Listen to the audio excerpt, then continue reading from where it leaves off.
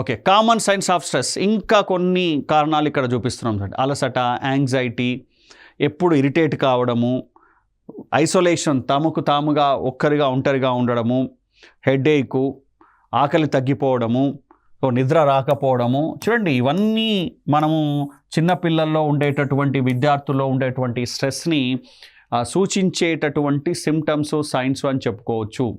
ఇవన్నీ మనం పిల్లల్లో గమనిస్తే గనక, వీటిలో ఎక్కువ గమనిస్తే గనక, ఎన్ని ఎక్కువగా గమనిస్తే అంత ఎక్కువ స్ట్రెస్ ఉన్నట్టు అని అర్థం. ఇది గమనించుకోవాలి. అయితే ఇది ఎవరికి సాధ్యమవుతుంది అంటే డెఫినెట్గా పేరెంట్కి సాధ్యమవుతుందండి. లేదా ఒక ఎక్స్పర్ట్ దగ్గరికి తీసుకెళ్ళిన, ఒక ఎడ్యుకేషనల్ కౌన్సిలింగ్ వ్యక్తి దగ్గరికి, క్లినికల్ సైకాలజీ దగ్గరికి, లేదా టీచర్స్ దగ్గరికి, ఎవరి దగ్గరికి తీసుకెళ్ళి మీ పిల్లాన్ని చూపెట్టినా ఈజీగా స్ట్రెస్ ఉందా లేదా అని చూస్తారు. దాని తర్వాత దానికి తగినటువంటి పరిష్కార మార్గాలు కూడా చెబుతారు. ఈ కార్యక్రమంలో కూడా కొన్ని పరిష్కార మార్గాల్ని మనం చూద్దాం. చూడండి, స్ట్రెస్ వల్ల పిల్లాడు ఎలా పట్టుకుంటున్నాడో, ఇలా ఒత్తిడి, ఇలా మనం ఎలా అయితే అనుకుంటామో అదే లెవెల్లో పిల్లాడు కూడా ఇలా ఒత్తిడి వల్ల లోనవుతుంటారు. ఇంకా చూద్దాం ఏమవుతుందో.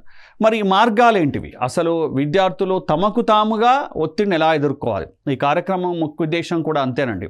సో ముందుగా తనకు తాను ట్రై చేయగలగాలి. ఏ విధంగా ఆ ఒత్తిడి నుంచి తాము బయటపడగలుగుతాము. అది పరీక్షలకు సంబంధించిన ఒత్తిడి కావచ్చు, ఇంకొక దానికి సంబంధించిన ఒత్తిడి కావచ్చు. ఎలా బయటపడగలుగుతాము అనేది చూద్దామండి. సో వాటిలో ఫస్ట్ది చూడండి, effective tips to help reduce the stress in students. కొన్ని ప్రత్యేకమైనటువంటి పద్ధతులు, కొన్ని ప్రత్యేకమైనటువంటి మెథడ్స్ వలన మనము విద్యార్థుల్లో ఒత్తిడిని తగ్గించవచ్చు. కొన్ని చిన్న చిన్నవి ఉంటాయండి.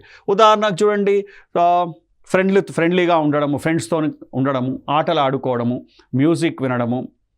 ఓకే, సో ఏదైనా సరదాగా గడపడం, కుటుంబ సభ్యులతో సరదాగా గడపడము, తర్వాత కొంచెం సూర్యరశ్మి ఉండేటట్టు చూడడము, ప్రకృతిలో గడపడము, స్నేహితులతో గడపడము, మ్యూజిక్ వినడము, తర్వాత కొంచెం జోక్గా అంటే సరదాగా హాస్య సంభాషణ ఉండేటటువంటి జోక్స్ వినడము. ఇలాంటి కార్యక్రమాలు ద్వారా మన స్ట్రెస్ని మ్యాక్సిమం తగ్గించవచ్చు. ఇంకా ధ్యానం చేయడము, చూడండి, ధ్యానం చేయడము, మంచి పోషకాహారం తీసుకోవడం, మెడిటేషన్ చూడండి. ఓకే, తర్వాత బాగా మంచిగా నిద్రపోవడము, టైంకు నిద్రపోవడము, సరైన టైంకు నిద్రపోవడము, సరైన విధంగా నిద్రపోవడము, కొంచెం ఫిజికల్ యాక్టివిటీ చేయడము, తర్వాత ఈ మ్యూజిక్ అట్లాంటి వాటిని లో వాయిస్తో వినడము. అంతేగాని బయట నుంచి వచ్చేటువంటి సౌండ్ పొల్యూషన్ ఉంటుంది చూసారా, దానికి గురి కాకపోవడము.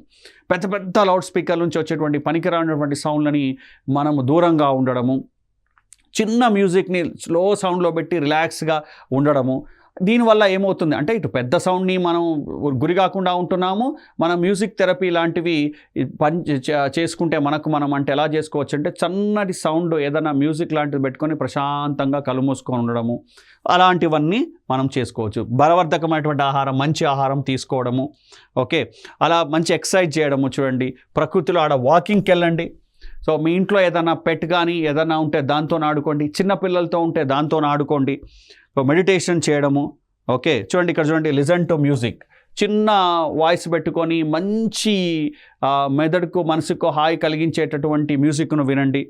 ఓకే, ఫిజికల్ యాక్టివిటీ చేయండి, సరదాగా నడుచుకుంటూ వెళ్ళండి, ప్రకృతిలో గడపండి.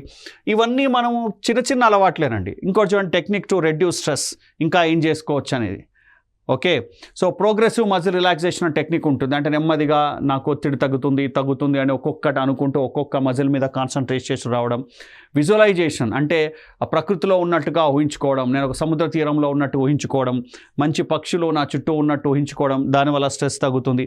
యోగా చేయడం, చూడండి, యోగా చేయడము. అండ్ బ్రీతింగ్ ప్రాక్టీస్ చేయడము. చూడండి, ఇక్కడ స్లో అండ్ డీప్ బ్రీతింగ్, నెమ్మదిగా గాలిని పీల్చుకుంటూ వదలడము, ఇలా ప్రాణాయామము, యోగా ఇలాంటివి.